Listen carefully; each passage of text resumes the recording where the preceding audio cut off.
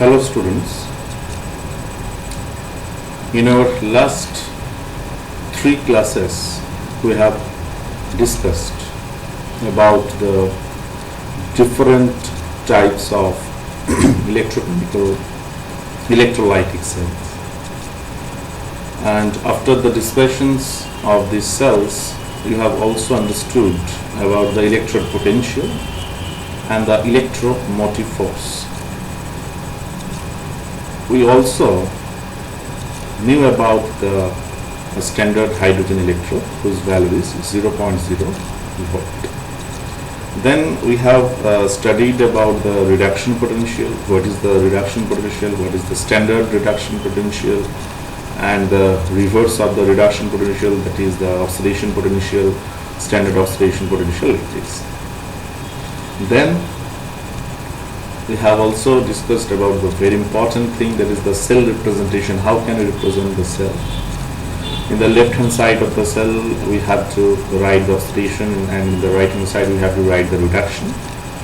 And the reduction is possible at cathode in case of the electrochemical cell, and in the anode the oxidation occurs. And after that we have also write how can we represent the E0 cell, that is E0R minus E0L, and both are in the form of the reduction potentials. Then we have studied about the Nernst equation, and by using the Nernst equation how can we derive the value of E cell, and then we have also discussed about the equilibrium constant. Now in this class I will discuss about the electrochemical series, and the other things are also there, mainly the electrochemical series. You can see that in this table we have written the electrochemical series. This is actually known as the electrochemical series. I have written that the standard electrode potential at 298 Kelvin, that is at 25 degrees centigrade or room temperature. First of all, I had written the reactions at the left hand side and the value of the E0 in volt at the right hand side. So you can look the reaction, that is I had written all the reactions in the terms of the reduction, and obviously the value of the E0 that should be in the terms of the reduction potentials, that is the standard reduction potentials. At the top of the table the fluorine gas is there. The fluorine gas plus 2 electron, it gives 2F minus, and the value of E0, that is the standard reduction potential, that is our 2.874. Obviously if I write that 2F minus minus 2 electron which gives F2 gas, obviously the value of E0 that should be minus 2.87 volt, and that should be the oxidation potential of the F minus ions. Okay, so what it's signifying, that what is the value that I am writing here, that is 2.87 volt. What does it mean? When we are writing the value of E0 in positive, that means the value of the change in Gibbs free energy that should be in the negative side. As we know that del G is equal to minus NFE, or del G naught is equal to minus NFE naught. And when the value of del G or del G naught it is negative, that means the reaction that is very feasible, or that is the possible reaction. So when we are writing that fluorine plus 2 electron, it gives 2F minus, and the value of E0 that is 2.87 volt, that means that value of del G that is negative, means del G naught that is negative, and obviously the reaction is feasible in nature, and that is the highest value of the table. That means fluorine से जो F minus बन रहा है, ये जो reaction है इसका E0 value सबसे ज़्यादा है, इसका मतलब del G का वैल्यू सबसे नेगेटिव है। इसका मतलब ये हुआ कि ये जो F2 से मैं 2F माइनस लिख रहा हूँ, ये रिएक्शन सबसे फिजिबल है। जितना भी रिडक्शन रिएक्शंस है, उसमें से सबसे ज्यादा फिजिबल रिएक्शन है फ्लोरीन से जब 2F- बनता है। उसके नीचे देखो एक मैं H2O2 का रिएक्शन लिखा हूँ, उसके नीचे MnO4- का रिएक्शन लिखा हूँ, उसके बाद गोल्ड का रिएक्शन है, दैट इज गोल्ड 3++3 इलेक्ट्रॉन, उसके बाद Cl2 है, ब्रोमीन है, Ag2+ है, Ag+ है, Fe3+ है, I2 है, कॉपर 2+ है। इतना वैल्यूज जो मैं लिखा हूँ ये सब E0 का और E0 का वैल्यू सब पॉजिटिव है, that means the value of del G is negative, that means these are the feasible reactions. Means ये जो रिडक्शन हो रहा है, ये जो रिडक्शन हो रहा है, all the reduction reactions are very very possible, means they are very very feasible reactions. Okay, उसके बाद कॉपर 2+ के बाद मैं 2H+ लिखा हूँ। All of you know that the value of 2H++ electron that gives H2 and the value of the reduction potential that is 0 volt. So that is our middle of the table. Okay. Next I have written lead. In case of the lead 2+ to lead, the value of E0 E0 that is -0.13, then Fe2+ to Fe that is -0.44 volt, then zinc 2+ to zinc that is -0.76 volt, and like that at the bottom of the table I have written lithium plus electron which gives the lithium that is -3.05 volt.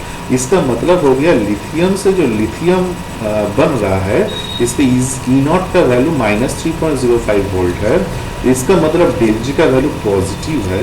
इसका मतलब ये reaction एकदम संभव नहीं, this reaction is not feasible at all. Okay, as because all of you know that the alkali metals, that is the lithium, sodium, potassium, rubidium, this table, that is the group 1 table, and the alkaline earth metal, that is the beta मंगे carboxylate बाबराजी, मतलब beryllium, magnesium, calcium, strontium, barium, radium, ये जो series है group 1 और group 2 हम लोग सब लोग जानते हैं कि ये दो सीरीज में अगर एक इलेक्ट्रॉन में हटा दें in case of the alkali metal, then it will get the configuration, the electronic configuration of the noble gas। और जो अल्कालाइन अर्थ मेटल का सीरीज है दैट इज ग्रुप 2, उसमें अगर मैं 2 इलेक्ट्रॉन हटा दिया तो ऑब्वियसली वो नोबेल गैस का कॉन्फ़िगरेशन में आ जाता है। इसका मतलब हो गया ग्रुप 1 और ग्रुप 2 इसमें इससे इलेक्ट्रॉन निकालना बहुत आसान है, बट इलेक्ट्रॉन जोड़ना बहुत डिफिकल्ट है। जो हम लोग यहाँ पर देख रहे हैं, जो भी हम लोगों का alkali metals and alkaline earth metals है, देखो यहाँ पर मैग्नीशियम हो गया अल्कलाइन अर्थ मेटल, ये sodium, potassium, lithium, all are alkali metals. इसका देखो इसीलिए E0 का वैल्यू -2.36 वोल्ट है, क्योंकि इसका opposite reactions are very very feasible. Suppose if you are taking as example of lithium, that is lithium minus electron, it gives lithium plus, तो obviously उसका E0 का वैल्यू हो जाएगा +0.3.05 वोल्ट। इसका मतलब है उसका del G का वैल्यू बहुत नेगेटिव होगा, तो उस केस में ये रिएक्शन फिजिबल होगा। आई थिंक ये अंडरस्टूड होगा सबके लिए, ठीक है ना। तो ये जो टेबल है, जो इलेक्ट्रोकेमिकल सीरीज का जो टेबल हम लोग यहाँ पर देख रहे हैं, ये टेबल से हम लोग को ये पता चल रहा है कि reduction potential, the standard reduction potential का वैल्यूज क्या है। ठीक है, तुम लोगों को इतना याद रखने का कोई जरूरत नहीं है, बट इसका जो ऑर्डर है, ये जो order of the electrochemical series, इसको तुम लोग को याद रखना है। मतलब टॉप में फ्लोरीन है, उसके बाद H2O2 MnO4-, gold, chlorine, bromine, Hg, Ag, Fe, I2, copper, उसके बाद hydrogen, then lead, then lithium means magnesium, lithium. ये जो सीरीज जो मैं बोल रहा हूँ, इसको तुम लोग इसका ऑर्डर याद रखना है। तो ये याद रखना भी बहुत डिफिकल्ट है नहीं, क्योंकि हम लोग सब लोग जानते हैं कि हैलोजन जो है, that is fluorine, chlorine, bromine, iodine, ये लोग क्या करते हैं, मेनली इलेक्ट्रॉन को एक्सेप्ट करते हैं। तो obviously if they will accept the electron and they will get the electronic configuration of the noble gas, तो ऑब्वियसली ये बहुत आसान से होता है। तो यही चीज हम लोग भी देख रहे हैं कि fluorine is the most electronegative element in the periodic table. इसीलिए फ्लोरीन के केस में जब फ्लोरीन 2 इलेक्ट्रॉन लेके 2F- हो रहा है, इसीलिए इसके E0 का E0 का वैल्यू सबसे ज्यादा है, दैट इज +2.87 वोल्ट, क्योंकि fluorine is the most electronegative element in the periodic table. ठीक है, तो ये जो हम लोग सीरीज जो लिखे हैं, इस सीरीज में हाइड्रोजन के ऊपर जितना भी मैं रिएक्शन लिखा हूं, इसका मतलब all these reduction reactions are feasible in nature. और हाइड्रोजन के नीचे में जितना भी रिएक्शन लिख रहा हूं, ये जितना भी हाइड्रोजन के नीचे है, इसका मतलब ये हो गया ये रिएक्शन संभव नहीं है। ठीक है, तो ये रिडक्शन रिएक्शन ऑब्वियसली हाइड्रोजन के नीचे जो होगा ये संभव नहीं होगा, इसीलिए ई नॉट का वैल्यू वहां पर मैं नेगेटिव देख रहा हूं। तो इसीलिए देखो यहाँ पर और एक भी चीज मैं बोलना चाहता हूँ। देखो यहाँ पर एक एरो साइन मार के एक हम लोग एक यहाँ पर लिखे हैं, that is increasing strength of the reducing agent. What does it mean?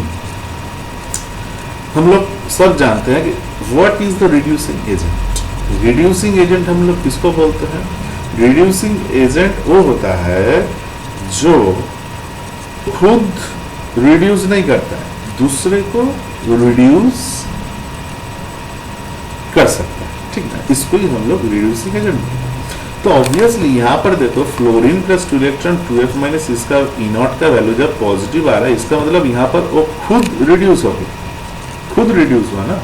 इसका मतलब ये हो गया weakest reducing agent. Fluorine is the weakest reducing agent, and oppositely if I look to the lithium, that means that is the strongest reducing agent, क्योंकि ये एकदम reduction process जो है लिथियम प्लस से लिथियम जो बन रहा है, ये जो रिडक्शन है ये एकदम फिजिबल नहीं है। इसका मतलब लिथियम दूसरे को रिड्यूस करता है बट खुद रिड्यूस नहीं होता है। यहाँ पर इसीलिए हम लोग लिखे हैं कि increasing strength of the reducing agent. अगर हम लोग टॉप से बॉटम में आएंगे, जितना हम लोग नीचे जाएंगे उतना रिड्यूसिंग एजेंट का जो एबिलिटी है वो इंक्रीज कर रहा है। और ऑपोजिटली अगर हम लोग एरो नीचे से ऊपर में डालते हैं, मतलब अगर हम लोग बॉटम से अप में जाएंगे तो वहां पर increasing strength of the oxidising agent होगा। तो फ्लोरीन जो हम लोग लिख रहे हैं, fluorine is the strongest oxidising agent हम लोग बोल सकते हैं, और lithium that is the strongest reducing agent हम लोग लिख सकते हैं। तो इसीलिए देखो यहाँ पर हम लोग 2 लाइन ऊपर में लिखे थे कि F2 is reduced to F minus ions, हम लोग रिएक्शन ऑलरेडी देख चुके हैं। तो F2 is reduced to F minus ions and thus fluorine gas is highest oxidizing agent and F minus is the weakest reducing agent। ठीक है, तो fluorine gas is highest oxidising agent, क्योंकि खुद का रिडक्शन हो रहा है तो ऑब्वियसली दूसरे का ऑक्सीडेशन करेगा, तो इसलिए fluorine gas is the highest oxidising agent. And oppositely अगर हम लोग F माइनस से F2 में जाएंगे तो उसके ई नॉट का वैल्यू नेगेटिव हो जाएगा, तो इसका मतलब F minus is the weakest, सबसे कम रिड्यूसिंग एजेंट, ये हम लोग लिख सकते हैं। और लिथियम की अगर हम लोग बात करें, lithium has the lowest electrode potential. हम लोग देख रहे हैं यहाँ पर नीचे जो रिएक्शन लिखा है, that is lithium plus electron which gives lithium. इसका मतलब क्या हो गया कि lithium has the lowest electrode potential, तो lithium metal is more powerful reducing agent in aqueous medium and lithium plus is the weakest oxidizing agent. तो obviously lithium plus is the strongest reducing agent. ठीक है, तो ये जो concept है ये तुम लोग को अच्छा से समझना। Oxidising agent, reducing agent. Reducing agent क्या है, मैं और एक बार बोल रहा हूँ, रिड्यूसिंग एजेंट का मतलब जहां पर मैं देखूंगा कि खुद का ऑक्सीडेशन हो रहा है और दूसरे को रिडक्शन कर रहा है, उसको हम लोग रिड्यूसिंग एजेंट बोलते हैं। तो अगर हम लोग फ्लोरीन देख रहे हैं तो फ्लोरीन से F माइनस बहुत फिजिबल है, इजीली होता है, तो ये जो रिडक्शन प्रोसेस संभव हो रहा है, तो obviously fluorine is the strongest oxidising agent and F minus is the strongest reducing agent. ठीक है, तो ऐसे अगर हम लोग लिथियम देखें तो जस्ट इसका ऑपोजिट हम लोग बोल सकते हैं। ठीक है, आई थिंक ये समझ में आया है। ओके, तो ये हो गया हम लोग का इलेक्ट्रोकेमिकल सीरीज, इसलिए ये सीरीज इतना इंपॉर्टेंट है। सपोज एक मैं इसका अनदर एग्जांपल मैं तुम लोगों को दिखाना चाहता हूँ। सपोज मेरा एक रिएक्शन हो रहा है जहां पर तुमको दिया गया है कि Fe2+ इसके साथ कॉपर का रिएक्शन हो, सॉरी Fe2+ के साथ ये जो कॉपर है इसका रिएक्शन हो, क्या होगा? कोई बोल सकते Fe2+ के साथ Cu का रिएक्शन हो रहा है, तो ऑब्वियसली क्या होना चाहिए, Cu2+ प्लस Fe, यही ना होना चाहिए। तो ये रिएक्शन संभव है? अगर ये ऐसा कोई क्वेश्चन आया तो तुम क्या लिखोगे? सपोज तुमको दिया गया है कि FeSO4 प्लस Cu, इससे क्या बनता है CuSO4 प्लस Fe, ये रिएक्शन संभव है, जस्ट एक सिंगल लाइन का क्वेश्चन है। तो ये इसका आंसर हम लोग कैसे देंगे? देखो यहाँ पर Fe2 प्लस से Fe इसका वैल्यू है -0.44 वोल्ट, और कॉपर से जब कॉपर 2 प्लस हो रहा है उसका वैल्यू कितना हो जाएगा?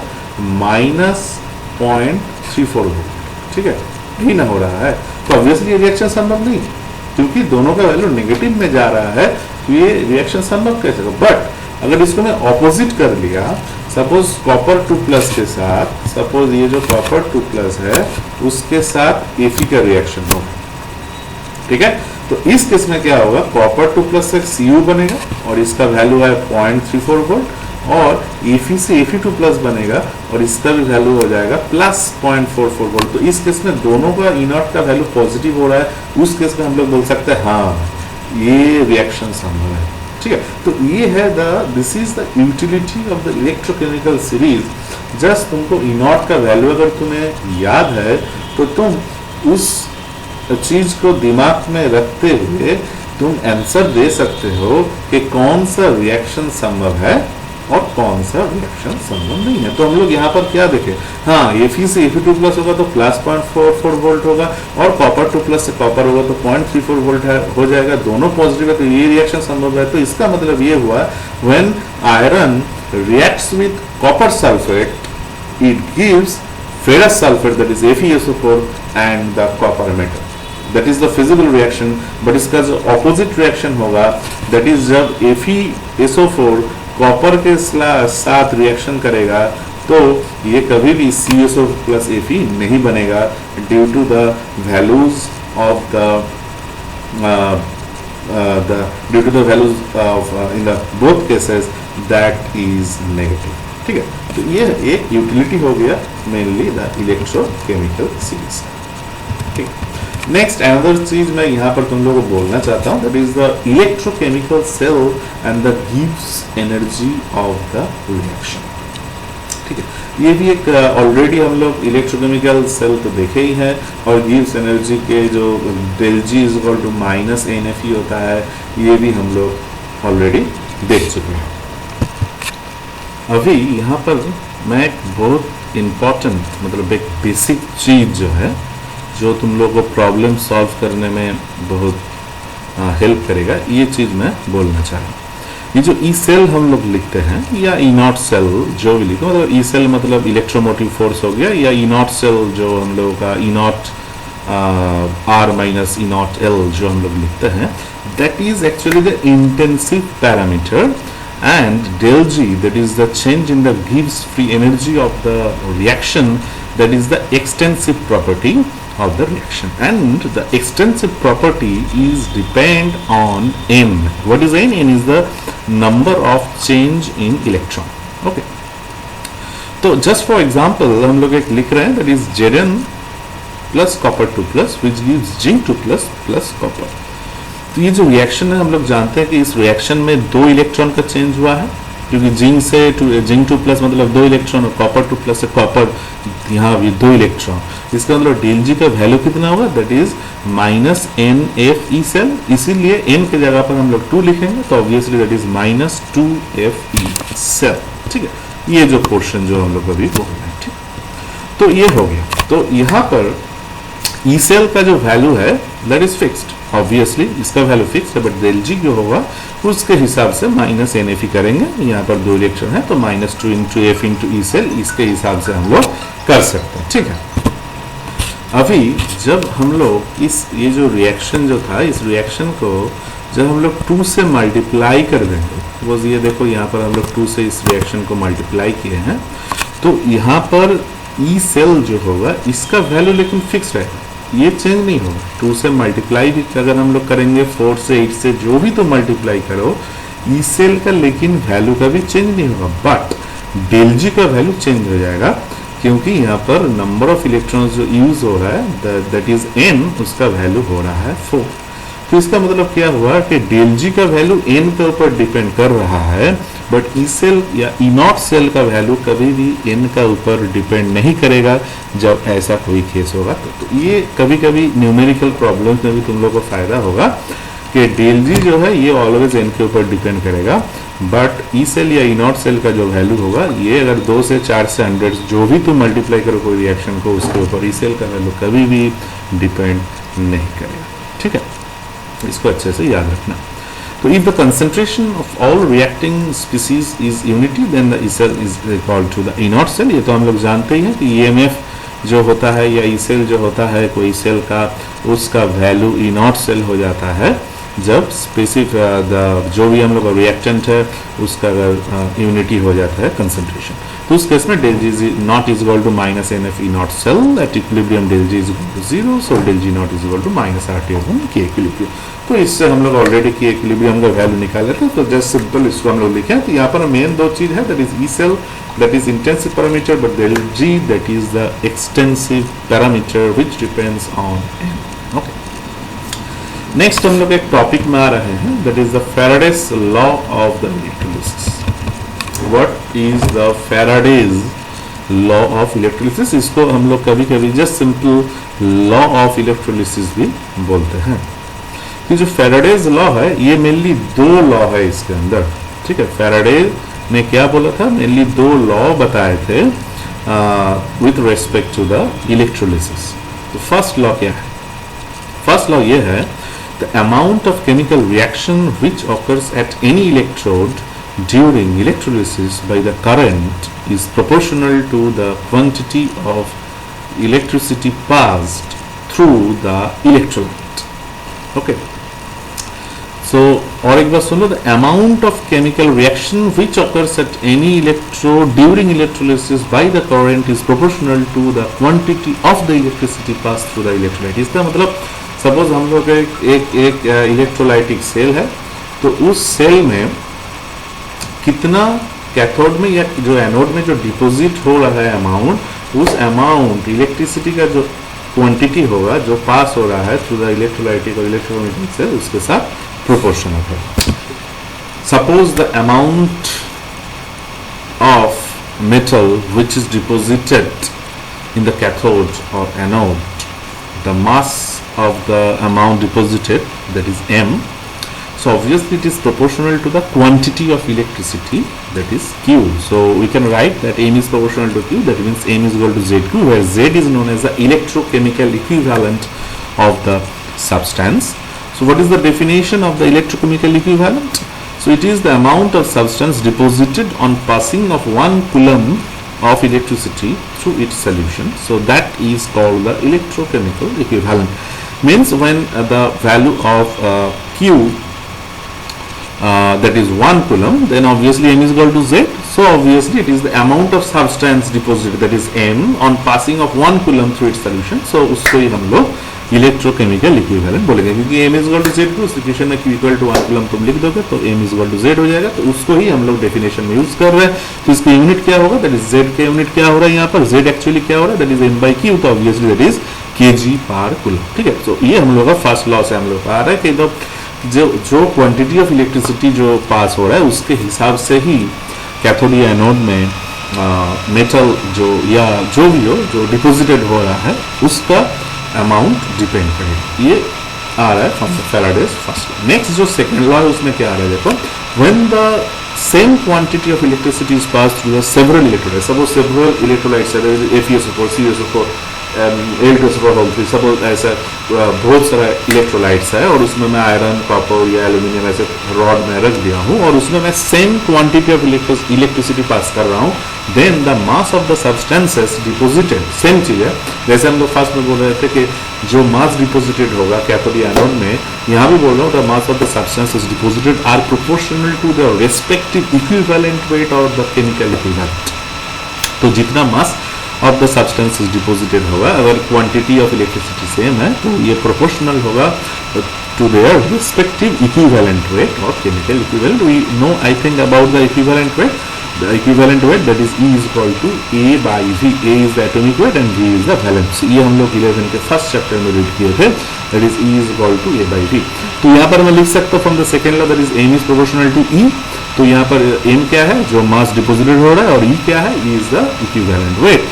तो ये हम लोगों का एक इक्वेशन हो गया। तो हम लोग फर्स्ट इक्वेशन पर M is proportional to Q और जो सेकेंड इक्वेशन है that is M is proportional to E. तो फर्स्ट और सेकेंड लॉ ये दोनों को अगर हम लोग एक साथ कर दे from first and second law of the Faraday's electrolysis, तो हम लोग के पास क्या आएगा, that is M is proportional to Q E. ठीक है, M is the mass of the amount deposited in the cathode or anode and Q is the amount of the electricity and E is the equivalent weight। तो ये हम लोग आएगा, Q का मतलब है C into T, E is the charge, और CT का मतलब C is the current and T is the time। ठीक है, Q is equal to CT। तो ये अगर Q का वैल्यू मैं फिर यहाँ पर लिख दूँ तो क्या आएगा, M is proportional to ETC that is etc। ये याद रखना आसान है इसलिए मैं ऐसे लिखता हूँ। और यहाँ पर एक प्रोपोर्शनलिटी कांस्टेंट है that is 1/f where the f is the Faraday. तो अल्टीमेट इक्वेशन क्या बन रहा है, it is mass is equal to ETC, E is the equivalent weight, T is the time, C is the current divided by f is the Faraday. ठीक है, तो m is equal to etcetera by f, ऐसे याद रखो, m is equal to etcetera by f that is ETC by f where so the f is that is the charge on 1 mole of electrons। What is the definition of Faraday? That is the charge on 1 mole of electrons. So that is Na into 1.602 into 10 to the power minus 19 coulomb. We know the charge of the electron, that is 1.602 into 10 to the power minus 19 coulomb। 1 मोल के बात हो रहा है तो इसलिए Avogadro number से हम लोग यहाँ पर मल्टीप्लाई किए हैं। इसका वैल्यू देता है 96487 और इसको हम लोग 96500 बोलते हैं। यूनिट है कूलम मोल इनवर्स। ठीक है, तो ये हम लोग का फैराडे एक एग्जाम्पल दिए है यहाँ पर, दैट इज मैग्नीशियम 2+ है, उसके साथ +2 electron which gives the Mg solid. इसका मतलब है 1 mole of Mg2+ require 2 mole of electron to form Mg। ठीक है, और एक बार बोल रहा हूँ, ये जो इक्वेशन हम लोग लिखे हैं that is the reduction reaction, और इस इक्वेशन में हम लोग ये बोल रहे हैं कि 1 mole of magnesium 2+ require 2 mole of electron that is 2 Faraday of the current to form the magnesium. ठीक है, तो ये हो गया हम लोग का फैराडे का डेफिनेशन। ये हम लोग का वेरी इंपॉर्टेंट है, फैराडेज लॉ ऑफ इलेक्ट्रोलिसिस। तो इसका फर्स्ट में है that is the first law हम लोग को जानना है, that is M is proportional to Q. यहाँ से हम लोग लिख सकते हैं M is equal to Z Q, Z is the electrochemical equivalent, और सेकंड लॉ से आ रहा है M is proportional to E where E is the equivalent weight और केमिकल इक्विवेलेंट, दोनों को मिला के M is proportional to Q is the city current time, तो M is equal to ETC that is etcetera by F. ये बहुत आसान है, और ये एटसेट्रा बाई एफ जो बोल रहा हूँ एम इज इक्वल टू, ये जो है ये बहुत सारा मैथमेटिकल प्रॉब्लम में हम लोग बाद में यूज़ करेंगे। जब मैं न्यूमेरिकल प्रॉब्लम दूंगा उसमें भी ये एक आसान सा एक फार्मूला है, इस फार्मूला को यूज़ करके तुम कितना अमाउंट डिपॉजिटेड हो रहा है इन द इलेक्ट्रोकेमिकल सेल ये तुम निकाल सकते हो अगर तुम्हारे पास equivalent weight current time available है। ठीक है, तो आज के क्लास में यहाँ पर खत्म कर रहा हूँ। तो मैं यहाँ पर आज के क्लास में मेन जो डिस्कस किया what is the utility of the electrochemical series, ये हम लोग देखें। ऑक्सीडाइजिंग एजेंट, रिड्यूसिंग एजेंट कौन है ये हम लोग देखे हैं। Intensive property, extensive property, E cell और डेल जी, इसके बारे में डिस्कस किए हैं। Del G actually depends on N, but E cell कभी भी एन के ऊपर डिपेंड नहीं करेगा, ये हम लोग देखें। और लास्टली हम लोग Faraday's law of electrolysis discuss किया, जहाँ पर मैं 2 लॉ के बारे में डिस्कस किया हूँ। फर्स्ट लॉ में M is proportional to Q आ रहा है, और सेकेंड लॉ में M is proportional to E आ रहा है। तो ये दोनों को मिला के हम लोग M is equal to finally हम लोग को जो मिला है that is ETC by F, that is the M is equal to etcetera by F. ये जस्ट याद रखने के लिए मैं बोल रहा हूँ, actually that is ETC by F. ठीक है, तो फैराडे का डेफिनेशन भी मैं बोल रहा हूँ, the charge on 1 mole of the electrons, उसका वैल्यू 96487 कूलम पर मोल। ठीक है, तो इसके बाद हम लोग नेक्स्ट क्लास में बाकी चीज डिस्कस करेंगे, और इसका नेक्स्ट पार्ट इलेक्ट्रोकेमिस्ट्री का सबसे इंपॉर्टेंट अनदर पोर्शन है that is the conductance, conductivity, specific conductance, specific conductivity, ये सब के बारे में नेक्स्ट क्लास में डिस्कस करेंगे। Okay, thank you.